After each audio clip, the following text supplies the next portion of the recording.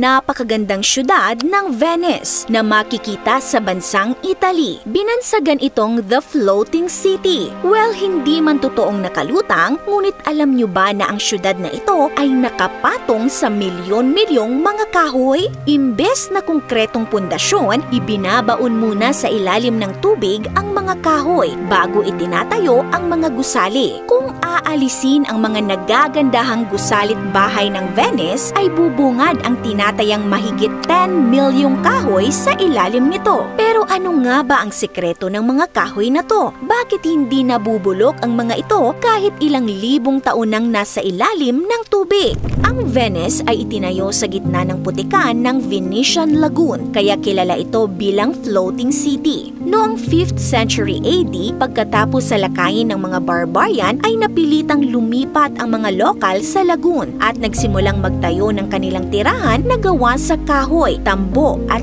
clay. Ngunit hindi sapat ang mga materyales na ito upang maging stable ang struktura at proteksyonan sila laban sa mga sakuna, kaya naghanap sila ng mas matibay na solusyon. Dito naisip nila ang paggamit ng mga kahoy na poste para gawing pundasyon ng kanilang mga tirahan. Kaya naman mas pinangalagaan nila ang kanilang mga kagubatan para masiguro ang sapat na supply ng kahoy. Bagamat walang tiyak na bilang ng mga kahoy na poste sa ilalim ng Venice, tinatayang higit 10 milyong piraso ng kahoy ang ginamit dito. Sinasabing 14,000 na kahoy ang ginamit na pundasyon sa Rialto Bridge at 10,000 oak trees naman sa San Marco Basilica. Dalawa pa lang yan sa mga gusali sa Venice. Mahigit 1,600 years nang nakatayo ang Venice, gamit lamang ang kahoy na pundasyon. Samantalang ang mga modernong gusali na gawa sa bakal at konkreto ay sinasabing karaniwang tumatagal lamang ng 50 years. Ngunit paano nga ba inilalagay ang mga kahoy sa ilalim ng tubig?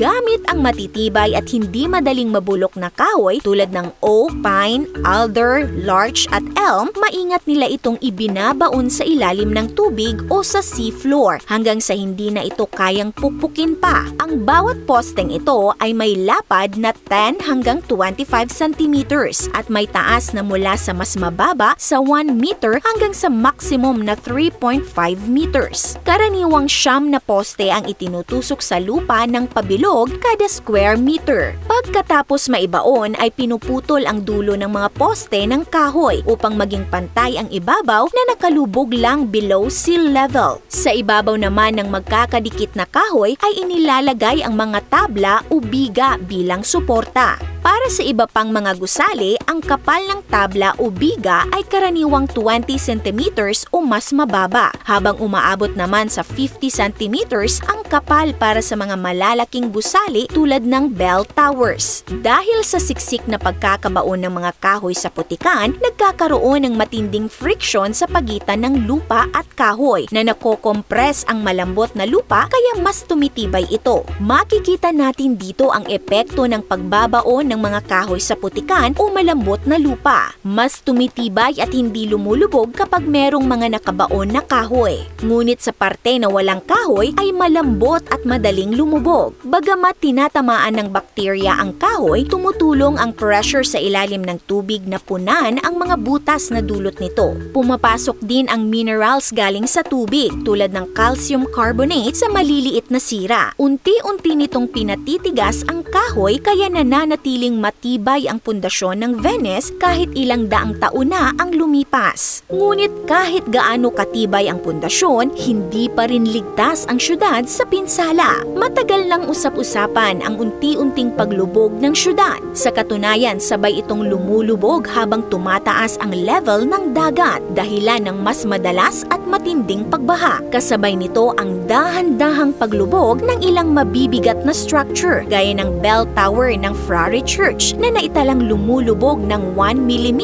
kada taon. Dahil dito, inilunsad ang MOSE o Modulo Sperimentale Electromekaniko, isang proyekto na layong protektahan ang Venice mula sa high tide at pagbaha gamit ang mga harang na kumokontrol sa daloy ng tubig. Pero pansamantala lamang ang mga solusyong tulad nito. Hindi man tiyak kung ilang daang taon pa ang itatagal ng mga pundasyon, malinaw na nakasalalay ito sa ating pag-aalaga at pangangalaga sa kalikasan. Kung nagustuhan nyo ang video video natin ngayon, mag-comment ng big yes. This is Ate O from O Republic. Hanggang sa muli and stay awesome!